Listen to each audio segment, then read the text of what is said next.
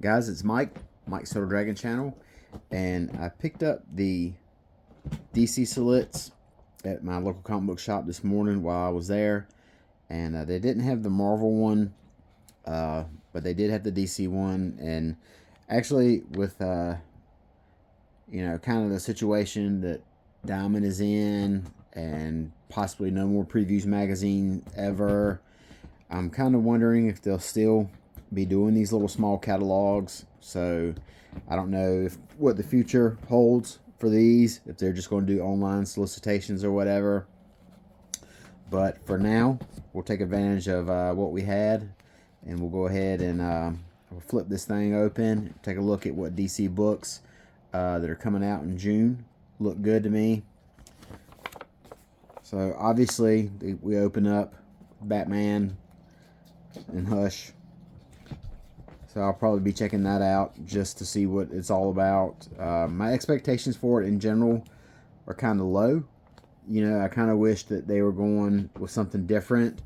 I was talking to the guy at my shop this morning, and we were talking about how it is so strange that they're not going to do Batman Hush as one book and the Matt Fraction run as another book. It feels very unusual for DC to turn down having two separate Batman books. And then, because if you have two separate Batman books, then you have two separate streams of revenue.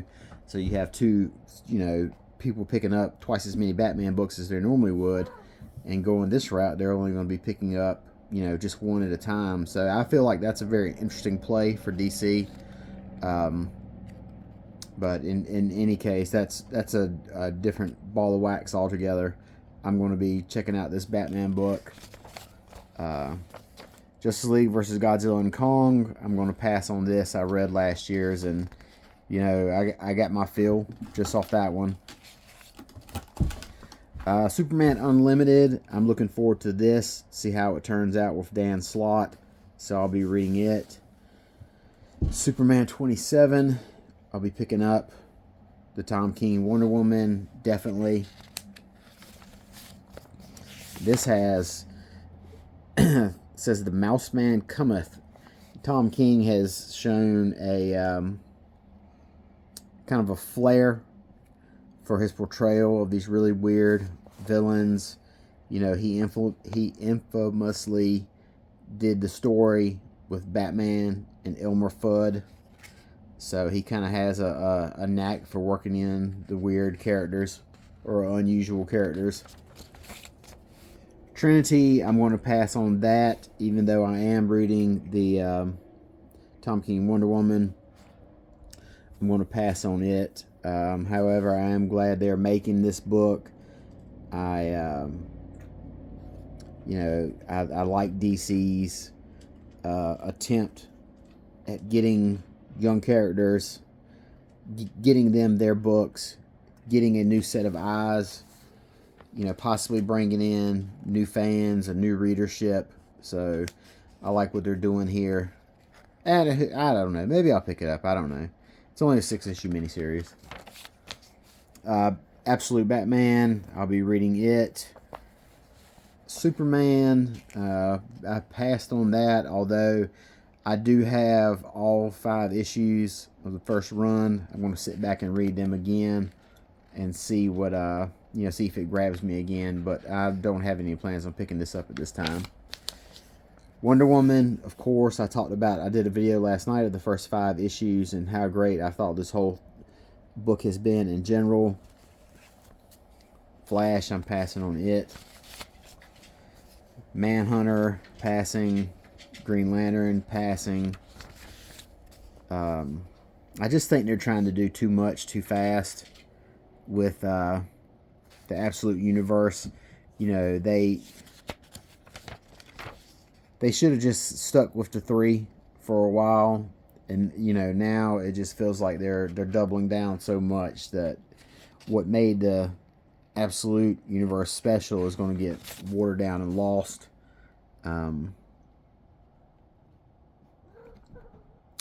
So what we got here, Supergirl. I might check out issue 1 of that. I've heard good things about Sophie Campbell, especially her stuff on. I heard her run on the Ninja Turtles book was super good. Justice League Unlimited, I picked up issues 1 and 2 of it, and I kind of didn't grab me. Didn't have me coming back for issue 3. Now this new history of the DCU, I'll be picking this up. This looks like a book that's very similar to a project Mark Waid did with Marvel that I enjoyed. I don't really know if there's necessarily a need to try and tell the DC universe in a complete point A to point B format. I don't even know if you can begin to make sense of it, but if anyone can, it's Mark Waid. Nothing here. Nothing here. Poison Ivy, I'm back on this train. G. Willow Wilson and Marcio Takara, ever how that's pronounced. They have been the voice of this book. G. Willow Wilson's wrote every issue of it for all 34 issues of it, and Takara has done, you know, I want to say like 90 or 95% of all the issues, so that's super unprecedented nowadays. Nothing here. Nothing here.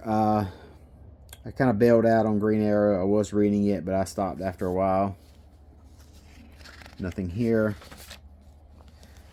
Crypto, I'll probably check out. I'm a sucker for crypto. Secret Six, I'm not reading. Mr. Terrific, I'll be picking this up. At least give it a shot, the first issue. It's a 6-issue miniseries. So I'll probably try the first one, see if it grabs me if I hang around for the next 5. Nothing here. JSA I bounced out of. It just wasn't grabbing me. I enjoyed the characters, and it just kind of felt like, you know, nothing really stood out about it. And that's kind of a bummer because, you know, there's so many good books out there right now that you hate to not read something that's good. And the JSA book was definitely good, but you know, there's a lot of good out there right now. So, you know, it's kind of hard to pick up something. You know, you can't read everything, as I like to say. You can't read everything, and sometimes some stuff has to give. This Robin and Batman, Jason Todd, I'll probably be passing on it. Although I did enjoy the previous one they did that had Dick Grayson. Year 1, this has been good from the start. This is on issue 8. It's got 12 in that miniseries. So we're over halfway done. Nothing here. Zatanna, I picked up issue 1 and enjoyed it. I might come back to it at some point. I'm not sure. That's the joy of having 2 comic book shops in town. It's easy to get back on track. All In, Dark Patterns. I'm reading that. That's almost finished. This is on issue 7, and there's 12 total. The DC Pride special. I might be reading it because I read what they were doing is this one is set around a gay bar in Gotham City, and it seems like that it's going to be kind of a story about the bar and how it's, you know, how it's affected all the characters who, you know, kind of see it as a place where they can come and be themselves. So that kind of seems like a kind of a cool concept, as opposed to just the previous ones that were just all just one-shot stories. You know, little stories talking about each individual. Resurrection Man, I'll be passing on it. DC vs. Vampires, passing on it. Green Lantern Dark, I'm reading this, and I don't know if it's a mini or it's a mini, so 7-issue mini. So I do have the first 4, so I guess I'll finish it out. Nothing on Peacemaker, DC Sonic, Teen Titans Go. Nothing there. None of these facsimiles. None of these trades. Although this is one of my favorite Golden Age Batman covers. I don't know why they need a facsimile edition for this book here. I mean, I just found a copy in the dollar box, so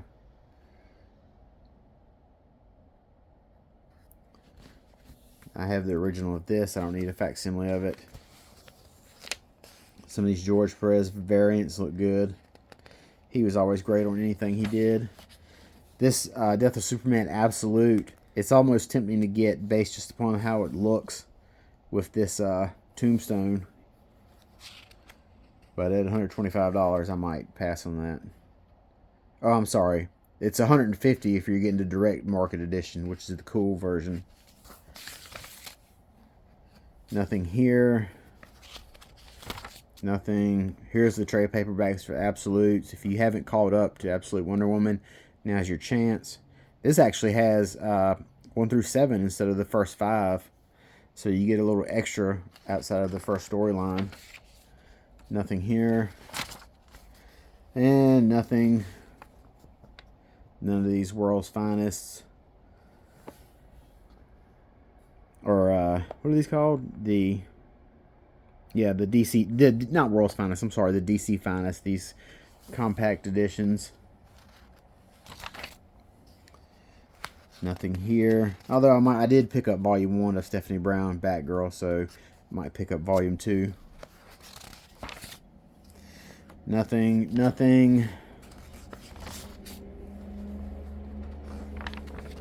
So that is a wrap for the DC Connect for June 2025. The solicitations. Looks like some good stuff in there. Like I said, you always have to make tough choices because you just can't financially read everything, and also it's just such a time-consuming hobby. You know, you don't want to be having to view it as like a job and not a hobby, thinking you have to read a stack of 40 or 50 books you pick up. So it's always about making tough choices. So till next time, we'll talk to you guys later. Y'all have a good day. Bye bye.